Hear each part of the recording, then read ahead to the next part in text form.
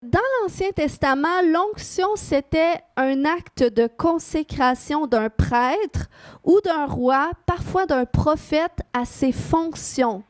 Donc, il leur versait l'huile sur la tête en symbole de consécration, parce que c'était Dieu qui les plaçait dans cette position-là.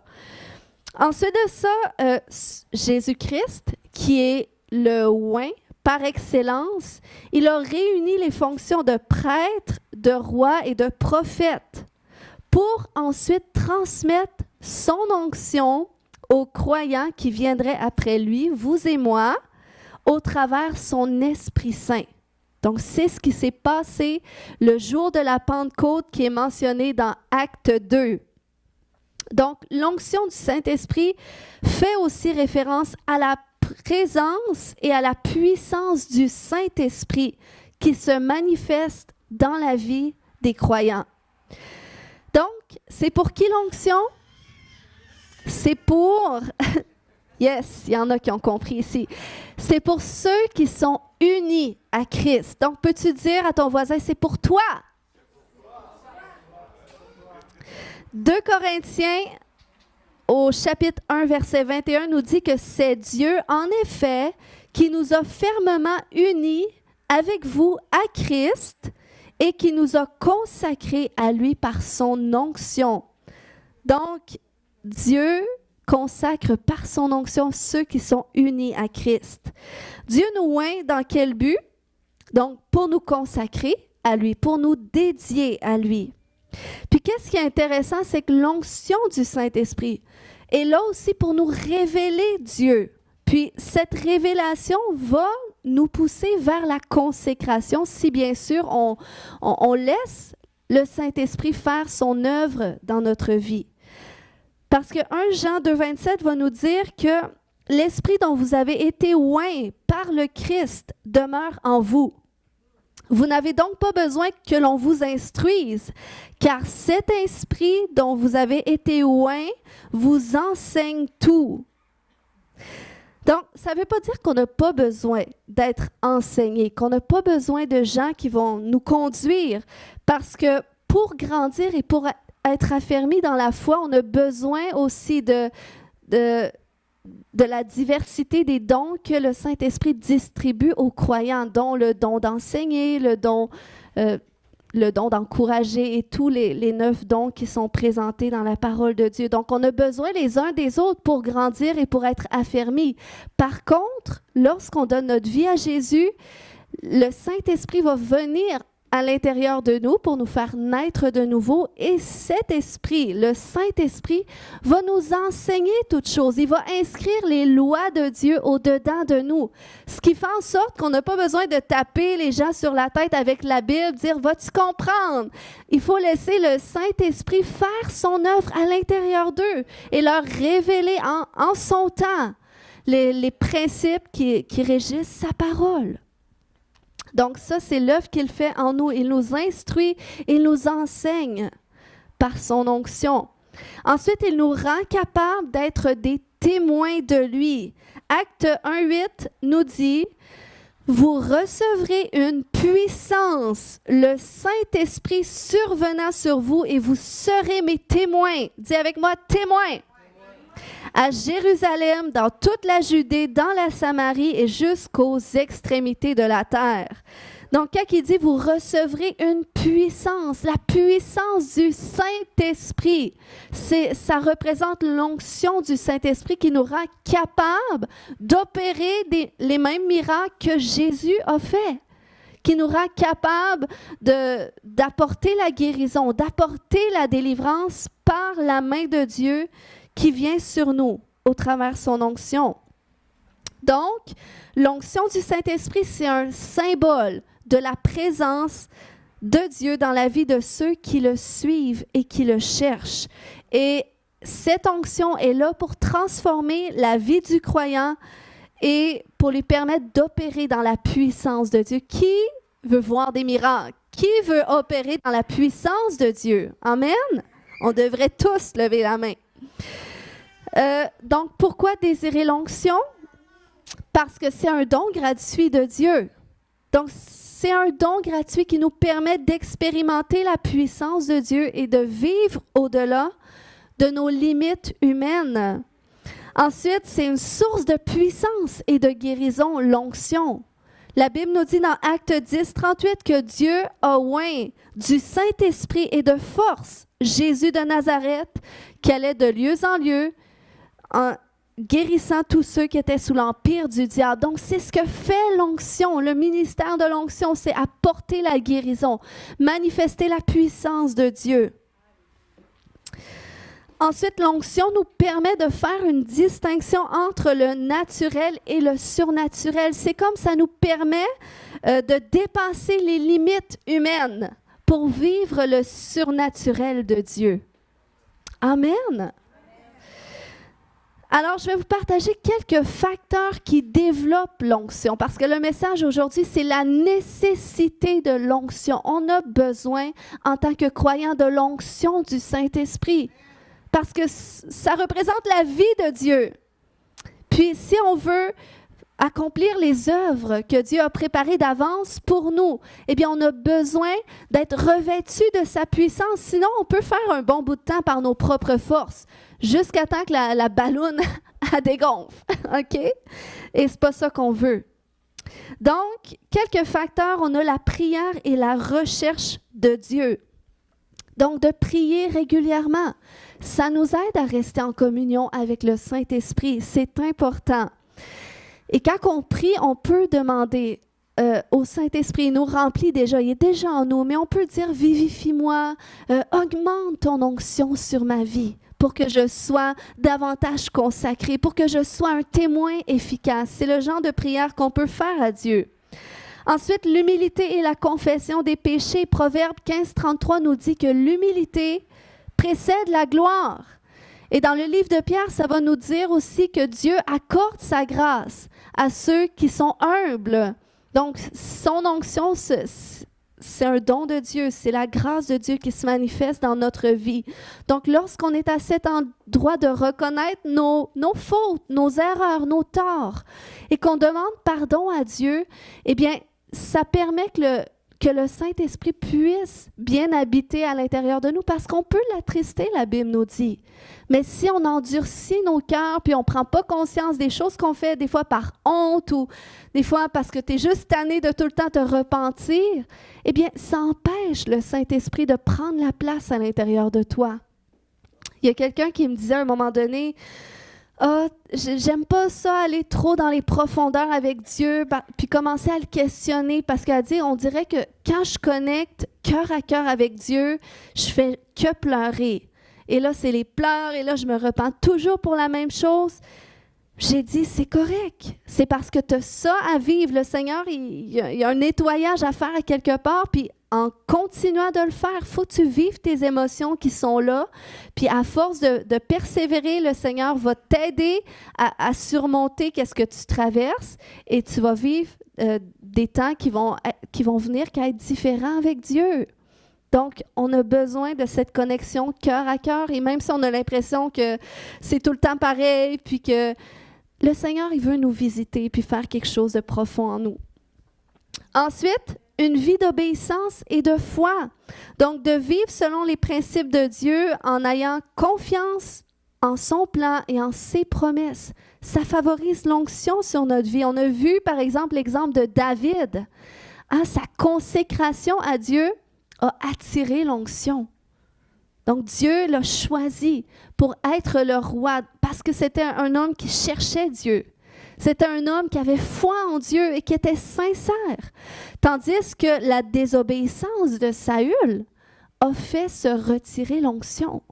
Et c'est pas que Saül a fait des choses si graves que ça, mais simplement le fait de ne pas écouter qu'est-ce que Dieu lui demandait. De désobéir à Dieu de la sorte a fait en sorte que l'onction n'a pas pu rester sur sa vie. Donc, l'onction cherche la consécration, la dévotion, la sincérité. Un autre facteur, c'est l'étude de la Bible et la connaissance de Dieu. Donc, on sait que la Bible, c'est la parole de Dieu et ça nous permet de mieux connaître Dieu, de mieux comprendre son caractère, qui il est, puis comment Dieu opère dans sa puissance. Puis quand on grandit dans sa connaissance, la Bible va nous dire qu'on se renouvelle. L'homme nouveau se renouvelle dans la connaissance. Donc, ça fait en sorte que le Seigneur nous transforme pour qu'on soit cette outre neuve qui va pouvoir recevoir le vin nouveau de son esprit qui se déverse. Un autre facteur qui est très important, et je vais t'inviter à le répéter à ton voisin, la communion avec d'autres croyants. Donc, c'est très important. Communier avec les autres croyants, ça nous permet de renforcer notre foi et d'être édifiés par l'onction du Saint-Esprit qui se manifeste de façon corporative. On voit l'exemple dans Acte 2 qui nous montre qu'après la Pentecôte, les croyants étaient réunis ensemble. Et c'était dans cette communion qu'ils vivaient. La Bible nous dit qu'ils priaient ensemble, ils échangeaient le repas du Seigneur ensemble. Et le Seigneur, dans cette communion, il ajoutait lui-même à l'Église ceux qui étaient sauvés. Donc, l'onction du Saint-Esprit qui se manifestait au travers de cette communion attirait d'autres à se joindre à eux. Donc, je crois que c'est un facteur important si on veut voir notre Église grandir, qu'on doit développer cet aspect de communion lorsqu'on communie les uns avec les autres et qu'on cherche à être un, à s'aimer, puis à se connaître. Eh bien, ça favorise la communion et le Saint-Esprit peut descendre au travers de ça et attirer d'autres. Ensuite, on voit un autre exemple où est-ce que la Bible nous dit que les croyants étaient réunis ensemble, ils jeûnaient, ils priaient, et que dans cette atmosphère de communion ensemble, eh bien, le Saint-Esprit est venu et il a révélé, mettez-moi à part, Paul et Barnabas pour l'œuvre à laquelle je les ai appelés. Donc, imaginez si ce dimanche-là, il avait dit, on ne viendra pas à l'église, on est fatigué, ça ne me tente pas. Imaginez, il aurait passé à côté de ça. Mais non, ils ont persévéré, ils ont dit, c'est important qu'on soit réunis ensemble. C'est important, ça ne me tente pas de jeûner, mais c'est important, il y a un appel corporatif, je réponds à cela. Et parce qu'ils ont été obéissants dans la foi, en s'attendant au Seigneur, le Seigneur est descendu, a dit, maintenant c'est le temps. J'ai une onction spéciale qui va tomber sur eux aujourd'hui. Et là, la Bible nous dit que les autres, les anciens, ont prié pour eux, pour qu'ils soient relâchés dans cet appel. Donc, c'est ce que le Seigneur fait lorsqu'on est réunis ensemble. Puis, qu'est-ce qui est intéressant aussi, c'est que lorsqu'on met nos onctions ensemble, l'onction du Saint-Esprit qui a été déversée sur nous, puis qu'on la met ensemble, c'est là qu'on peut être édifiés les uns des autres. On voit un exemple dans la Bible, encore avec Saül, puis David. David, à cette époque-là, il n'était pas encore roi, c'était simplement un joueur de harpe. Mais l'onction sur sa vie, en tant qu'harpiste, a fait en sorte que les esprits qui tourmentaient Saül étaient apaisés. Donc, vous voyez, c'était l'onction. Ou encore une fois, le prophète Élisée devait donner une parole prophétique. Et il a dit, allez me chercher un joueur de harpe. Pourquoi? Parce que l'onction qui était sur le joueur de harpe a fait en sorte que l'onction de révélation, elle est tombée sur le prophète. Et il a su quoi dire. Donc, c'est pour ça qu'on a besoin les uns des autres. On a besoin de la louange, puis on a besoin de la prédication, on a besoin de la prière, puis on a besoin aussi de communier ensemble. Et le Saint-Esprit se manifeste à travers cela. Ensuite, un autre facteur qui est le baptême du Saint-Esprit. Jean avait dit dans Luc 3,16, « Moi, je vous baptise d'eau, mais il vient, celui qui est plus puissant que moi, et je ne suis pas digne de délier la courroie de ses souliers. Lui, il vous baptisera du Saint-Esprit et de feu. » Amen. Donc, le baptême du Saint-Esprit, c'est un pas important pour recevoir l'onction. C'était du baptême du Saint-Esprit que Jésus parlait quand il a dit « Vous recevrez une puissance qui va venir sur vous et vous allez être mes témoins. » Puis il disait « Tant que vous n'avez pas reçu ce cadeau-là, allez même pas témoigner. Attendez. » Et c'est après le baptême qu'ils sont allés, qu'ils ont rentré dans leur appel. Donc, c'est important pour nous d'être baptisés du Saint-Esprit. Ensuite, la persévérance dans la foi. Donc, de continuer à chercher Dieu, à croire en ses promesses malgré les épreuves. Ça permet de renforcer l'onction. Tu sais, il y a comme ce principe, parce que l'onction, ça représente l'huile aussi dans la Bible. L'huile d'olive, entre autres, qui servait pour consacrer. Puis, une olive, pour retirer l'huile d'une olive, il faut qu'elle soit pressée. Donc, il faut que nous aussi, on apprenne à passer par ces processus de pression qui vont faire ressortir l'huile lorsqu'on persévère puis qu'on garde les yeux fixés sur Dieu. Ensuite, l'opération des dons. Donc, le Saint-Esprit vient en nous pour nous, mais il vient sur nous pour les autres. Donc, il nous oint pour qu'on soit des témoins. Puis un témoin, c'est quoi? C'est une personne qui peut certifier de quelque chose, qui peut en témoigner. Puis on peut être des témoins sans être oint. Mais si tu es un témoin sans être oint, ça fait en sorte que ton témoignage, il n'y a peut-être rien qui va se passer suite à ton témoignage. Peut-être les gens peuvent être touchés. Mais si tu témoignes en étant oint du Saint-Esprit, cette onction va venir confirmer le témoignage que tu es en train de partager. C'est ce que Jésus faisait dans Marc 16, 20. Le Seigneur était parti à ce moment-là. Il était déjà ressuscité dans les lieux célestes. Mais ça nous dit que les disciples s'en allèrent prêcher partout. Mais que le Seigneur travaillait avec eux et confirmait la parole par les miracles qui l'accompagnaient. Donc, ils venaient authentifier, ils venaient confirmer leur témoignage, qui faisait en sorte qu'ils étaient des témoins qui étaient efficaces, finalement, parce qu'il y a des choses qui se produisaient. Mais il faut qu'on fasse quelque chose, parce que des fois, souvent, on ne verra pas cette onction-là à l'œuvre tant qu'on ne fait pas de foi, soit pour témoigner de Jésus à quelqu'un, partager une expérience que toi tu as vécue ou prier pour un malade.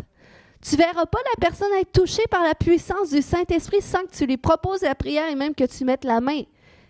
Puis peut-être tu ne ressentiras rien du tout le long, mais c'est par la foi. Il faut que tu mettes en application les dons que Dieu a mis en toi, que tu crois avoir reçus par la foi. Puis, ce qui est intéressant, c'est qu'il n'y a pas seulement l'onction pour la guérison, la délivrance. Oui, ça en fait partie, c'est la puissance du Saint-Esprit. Mais il y a aussi l'onction pour la gestion, l'onction pour l'administration, l'onction pour le conseil.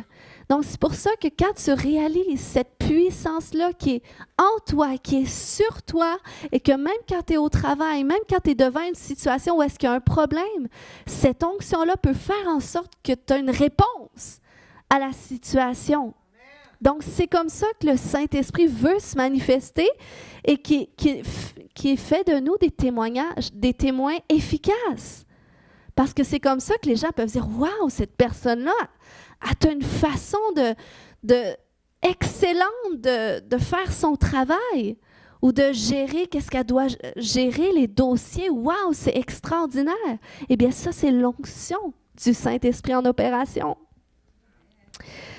Donc, je veux vous encourager ce matin à désirer plus d'onction.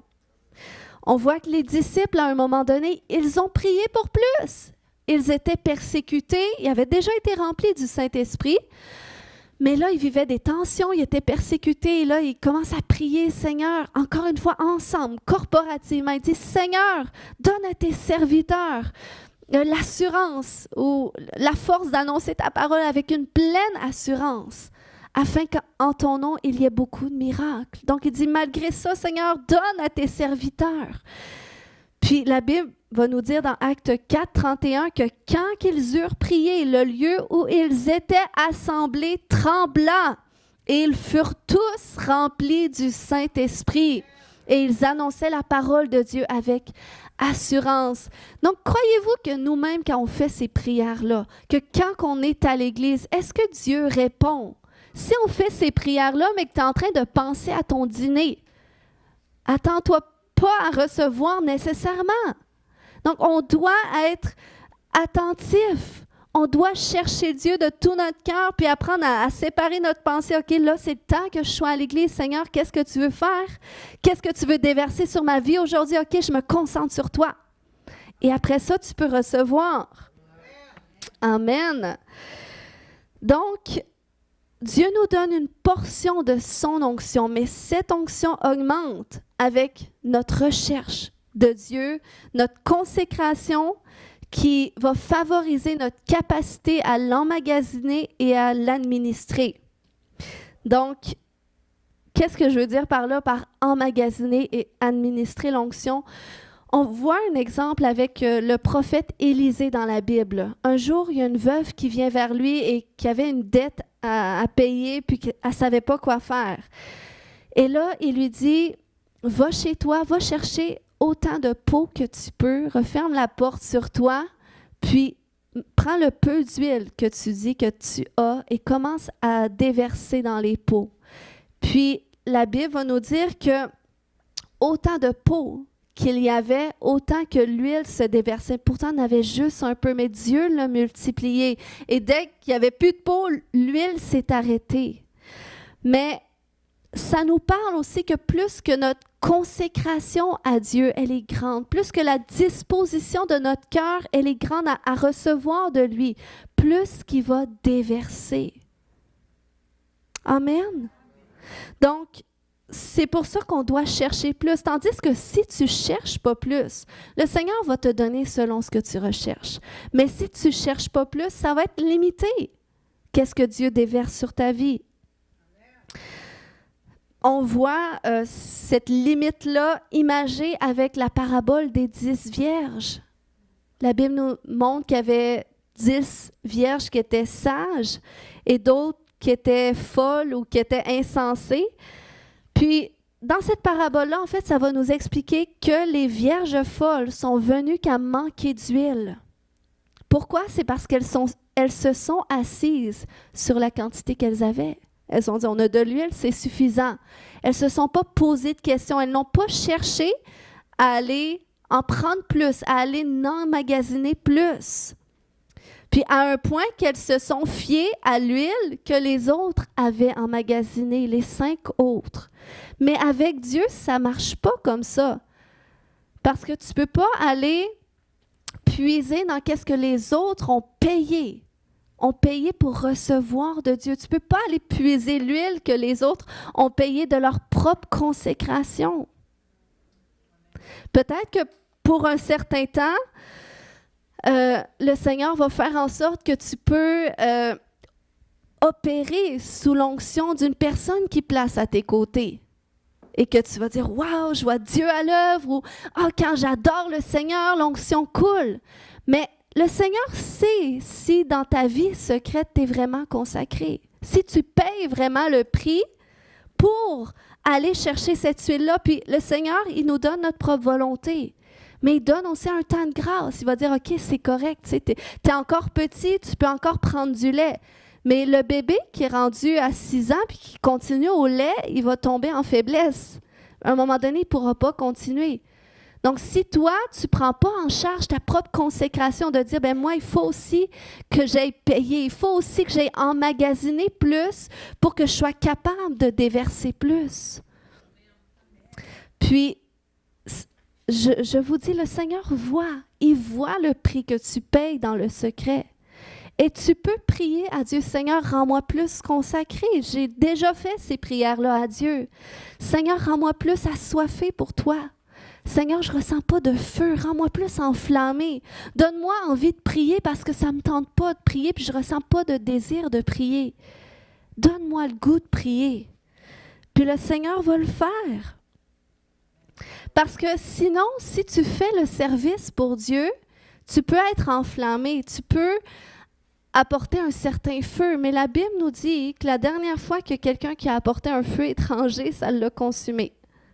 Donc, il faut apprendre à emmagasiner cette huile-là que le Seigneur veut déverser sur notre vie et il faut apprendre aussi à bien l'administrer.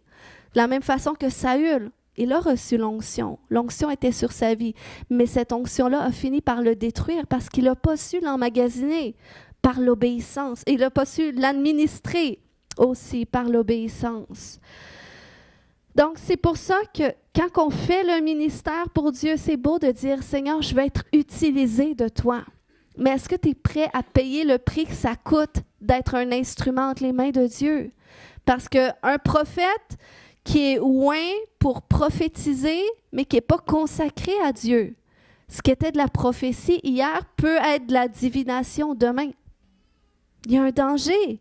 Si un pasteur ou un enseignant ne cherche pas l'onction, peut-être qu'il peut être un très bon enseignant, mais le message qu'il va apporter ne suscitera pas la transformation, la guérison, la libération. Puis, je ne dis pas que je suis rendue là, mais je sais l'importance, je connais la nécessité. Et je cherche à payer le prix parce que je veux pas juste remplir une église, mais je veux voir des gens être transformés puis rentrer dans leur destinée. Peut-être que tu vas évangéliser sans l'onction. Peut-être que tu vas être à l'aise de témoigner. Mais s'il n'y a pas de vie qui vienne à Jésus après, si les gens ne sont pas guéris, qu'il ne se passe rien, aussi bien aller dans ta chambre, fermer ta porte et chercher le Père encore dans le secret pour plus. Peut-être tu dis, tant qu'à ça, je ne chercherai pas à servir, je ne chercherai pas à témoigner, je ne chercherai pas à rien faire pour le Seigneur comme ça. Oui, peut-être, mais l'affaire est que si tu ne cherches pas l'onction sur ta vie, eh bien, tu n'auras pas d'autorité devant l'ennemi. Parce que la Bible va nous dire aussi que l'onction brise les jougs. Fait qu'il y a des combats, il y a des batailles que tu vas remporter à cause de l'onction du Seigneur qui est sur ta vie, qui va briser ces liens-là. Mais sinon, tu peux essayer de prier, essayer d'intercéder, puis il peut ne rien se passer. Parce qu'il faut aller chercher l'onction. Il faut puiser dans la présence du Seigneur pour qu'il déverse plus. Puis, la Bible nous démontre aussi que si tu ne vas pas chercher l'onction, tu vas être en dehors de certaines expériences avec Dieu que tu pourrais vivre. Parce que même les vierges folles, parce qu'ils n'ont pas été avisées, parce qu'ils n'ont pas cherché à aller chercher plus d'huile, aller emmagasiner l'huile, eh bien là, finalement, ils ont dû aller essayer de s'en trouver, mais il était trop tard. Quand ils sont arrivés, Jésus a fermé la porte. Ça nous dit dans Matthieu 25, 11 et 12, que plus tard, les autres vierges vinrent et dirent « Seigneur, Seigneur, ouvre-nous » Mais il répondit « Je vous le dis en vérité, je ne vous connais pas. » Donc, vous voyez le fait qu'elles n'ont pas été prévoyantes, qu'elles n'ont pas été avisées, sérieuses. Eh bien, c'était un manque de leur connexion, de leur intimité avec Dieu. Et c'est pour ça que plus tard, il va dire « Veillez donc » dans Matthieu 25, 13, parce que vous ne savez ni le jour ni l'heure. Peut-être tu dis aujourd'hui, c'est pas grave si je ne suis pas consacrée, mais tu ne sais pas qu'est-ce que le Seigneur voudrait faire demain dans ta vie, que tu peux peut-être passer à côté si tu ne te mets pas là à le chercher et à désirer plus.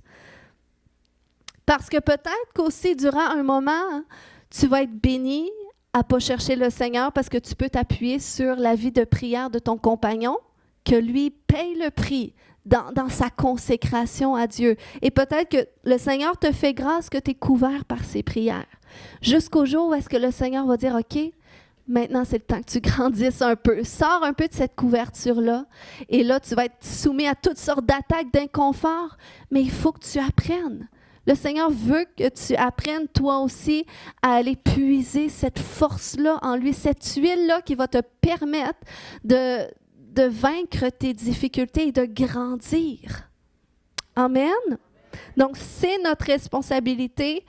Puis si le Seigneur nous dit de veiller, il y a une autre version qui dit « demeurer en éveil ».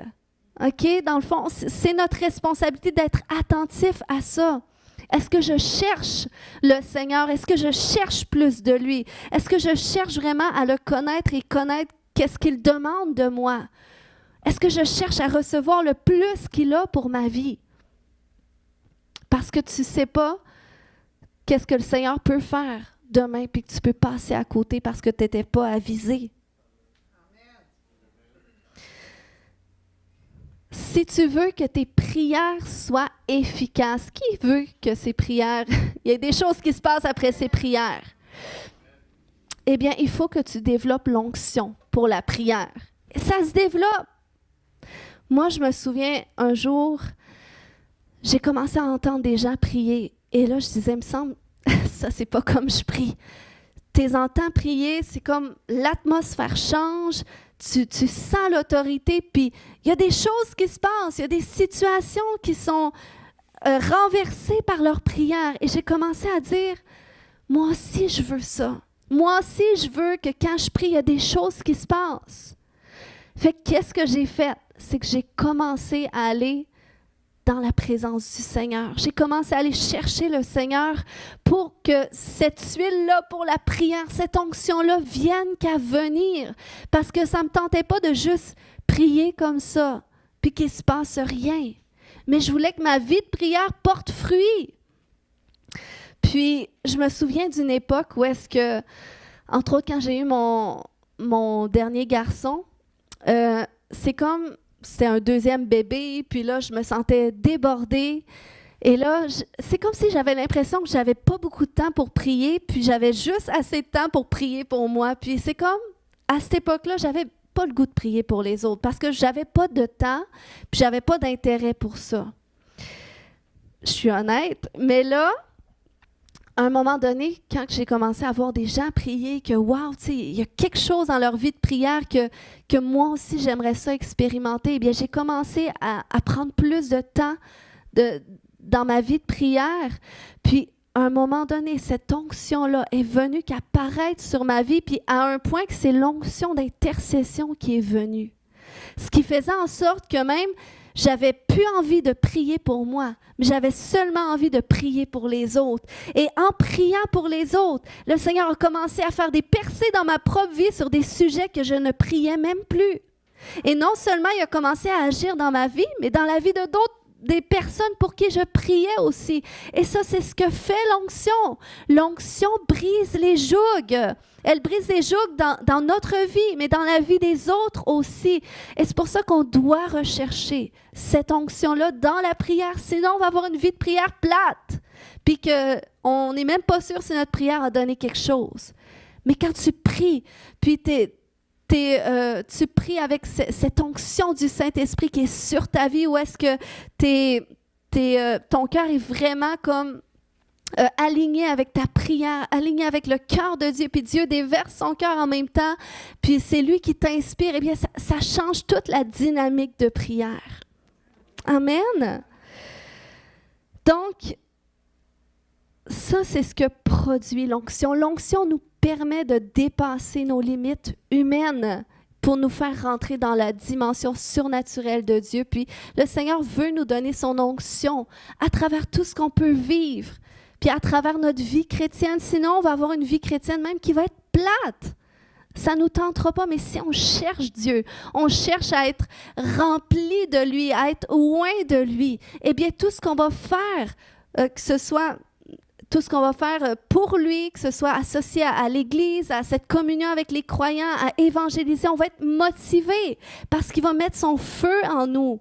Puis qu'est-ce qu'on va faire, que ce soit même travailler, s'occuper de la famille, des enfants, tout ça, le Seigneur, son feu, il continue à être là, puis il continue de nous donner sa grâce, puis cette facilité-là de faire qu'est-ce qu'on doit faire parce qu'on marche dans cette dimension surnaturelle. Amen. Donc, en conclusion ce matin, Samuel, tu peux venir. Je vous exhorte ce matin à rechercher plus de Dieu, à rechercher, à être assoiffé pour plus et à chercher un plus grand déversement de son onction sur votre vie. si vous voulez être vivant pour lui. Amen. Le Seigneur a payé tout ce qu'il a payé pour qu'on soit vivant pour lui, avec lui, pour qu'on siège avec lui dans les lieux célestes à la droite du Père. Amen. Fait que c'est ce qu'on va prier aujourd'hui. On peut se lever tout le monde ensemble.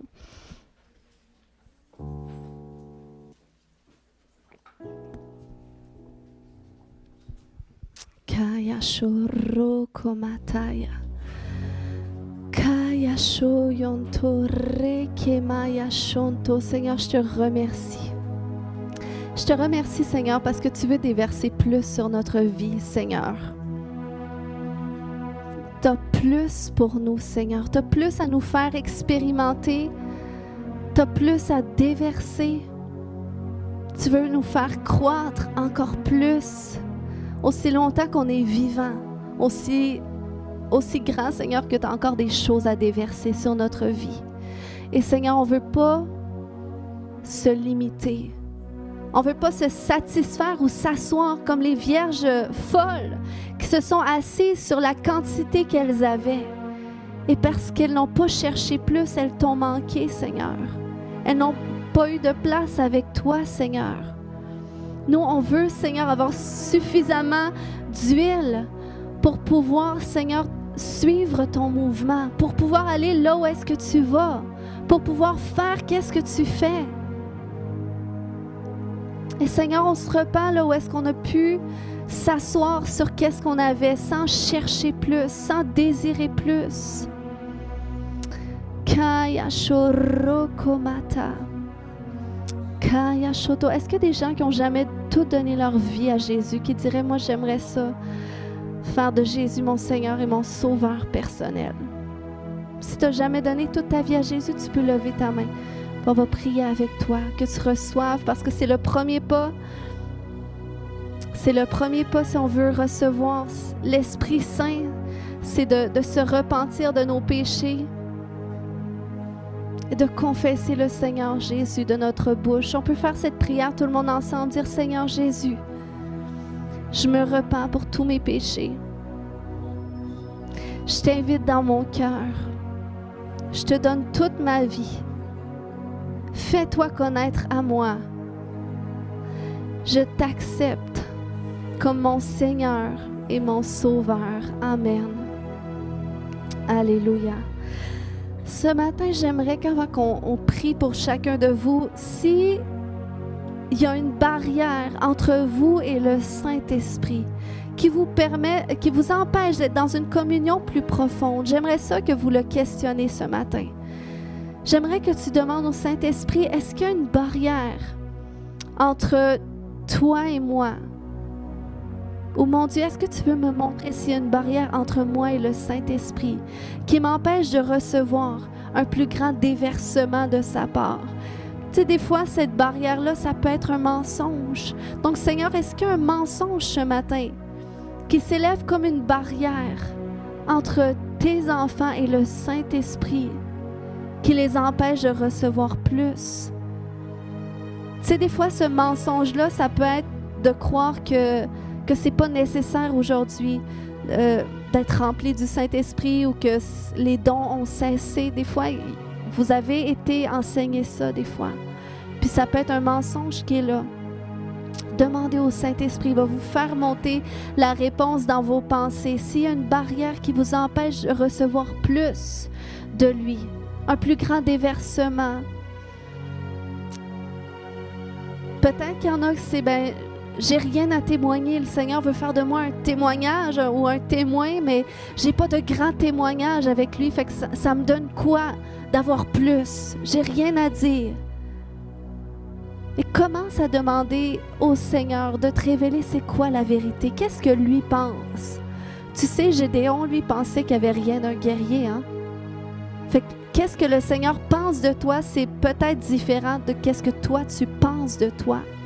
Seigneur, s'il y a des barrières ce matin qui empêchent tes enfants de vivre un plus grand déversement, Kaya Shorokobata, Kayato, des fois cette barrière-là peut être un contentement de dire, là, je veux pas trop, je veux pas abuser, je veux pas Non, le Seigneur, qu'est-ce qu'il dit?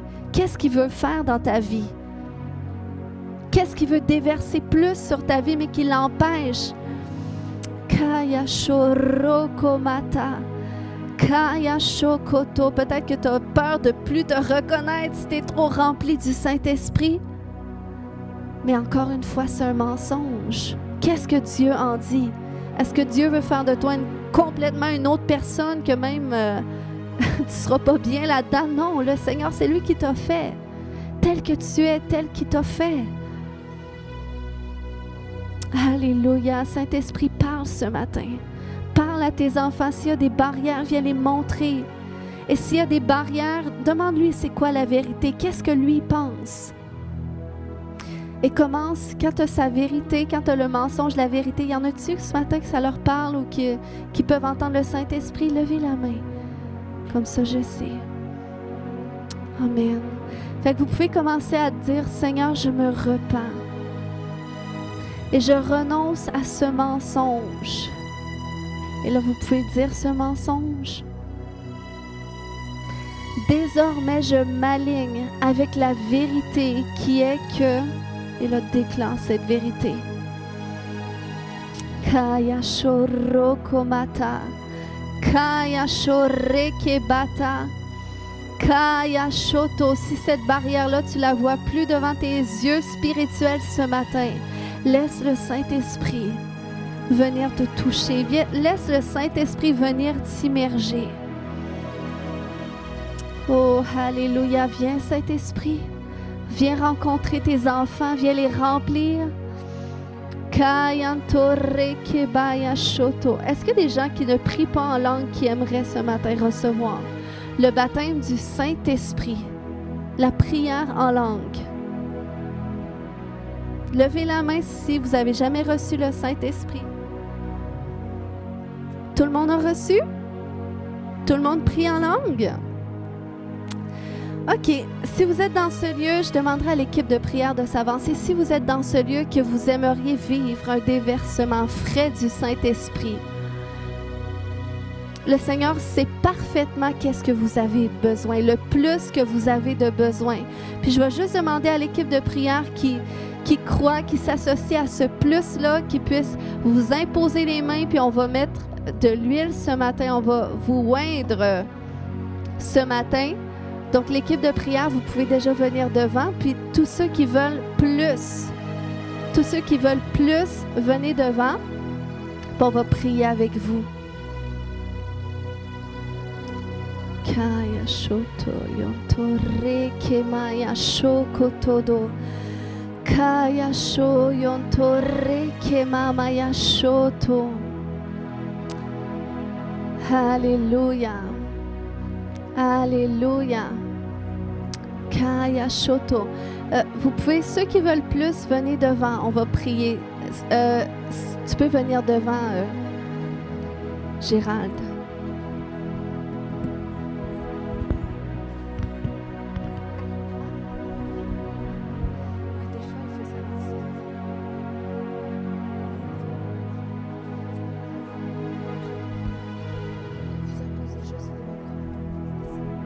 Alléluia. Tous ceux qui veulent plus ce matin, venez devant. Puis l'équipe de louange peut faire un chant doux durant qu'on prie pour chacun. Kaya shoreke matawi. Seigneur, on prie. Ce matin, on croit. Comme les disciples ont prié. On priait pour que tu viennes, Seigneur, que tu viennes les remplir, Seigneur Dieu. Que tu viennes déverser plus ce matin. Oh, on prie, alléluia, pour un déversement frais de ton esprit. Au nom de Jésus, Korekemaya shokotodo, Koyashoto, plus, Saint-Esprit, plus de toi. Déverse plus ce matin. Alléluia. Kaya shorekemata, c'est la vie de Dieu, c'est l'Esprit de Dieu. C'est son souffle ce matin qui rapporte la vie dans tes entrailles au nom de Jésus. J'appelle ce plus. Oh, non seulement sois baptisé d'Esprit, mais sois baptisé de feu. Aussi, le feu du Saint-Esprit. Oh, sois enflammé. Oh, alléluia.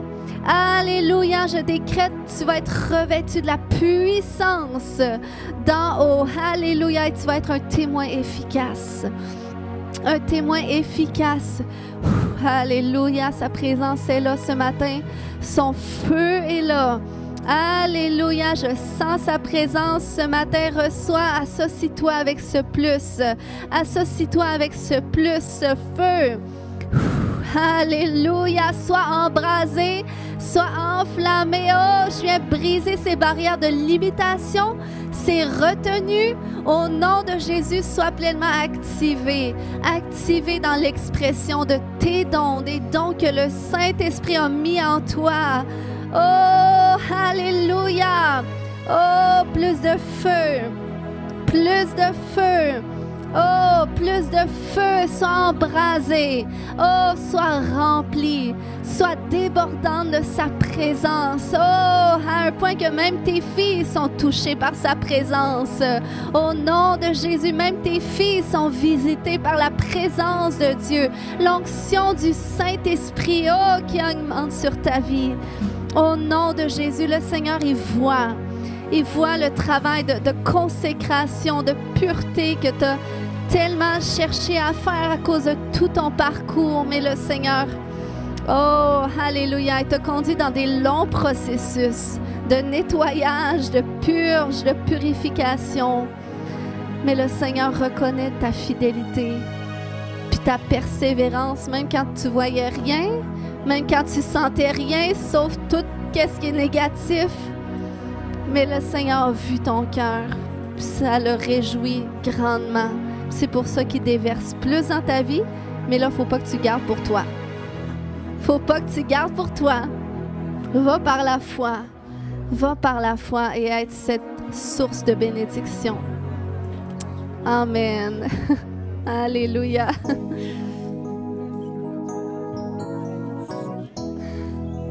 Amen. Oh Seigneur, plus. Plus. Alléluia. Koya shoroko bata. Koya shoto, papa. Plus d'onction pour l'intercession, papa. Kaya shore bakatata. Koya shoroko mata. Oh Seigneur Dieu, oui, un baptême frais de ton esprit. Un feu, Seigneur, un feu nouveau. Un feu nouveau, Seigneur, un feu d'intercession, ce feu, Seigneur, de femmes porteuses, de femmes qui accouchent, qu'est-ce qui doit prendre vie, qu'est-ce qui doit prendre naissance. Au nom puissant de Jésus, je libère sur toi cette onction d'intercession que Dieu a pour toi. Au nom de Jésus qui va transformer les circonstances. Au nom de Jésus, les gens et les circonstances.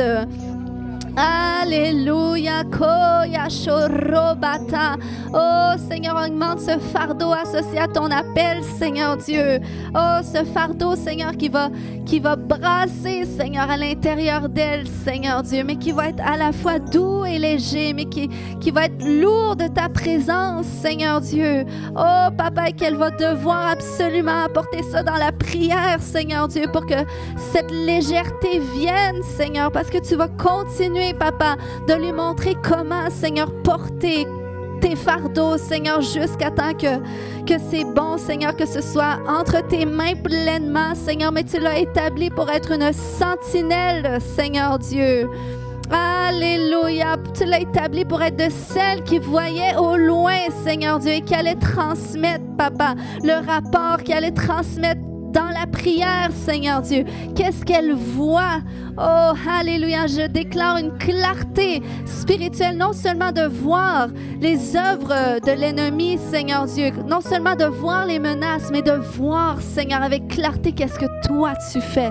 Qu'est-ce que toi tu dis, Seigneur Dieu? Et comment, Papa, l'apporter dans l'intercession, dans la prière, Seigneur Dieu?